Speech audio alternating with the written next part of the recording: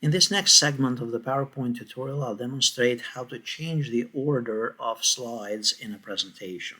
By default, you'll get a preview of the slides here on the left and the content of each slide on the right-hand side. Here in the bottom right, this is what's called the normal view in PowerPoint.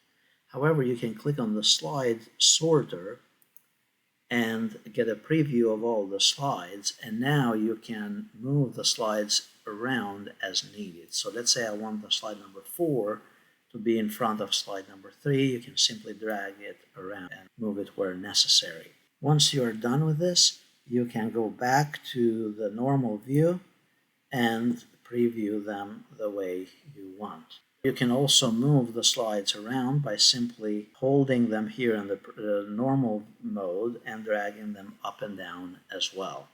If you like this video, please press like, subscribe, and then click on the bell icon.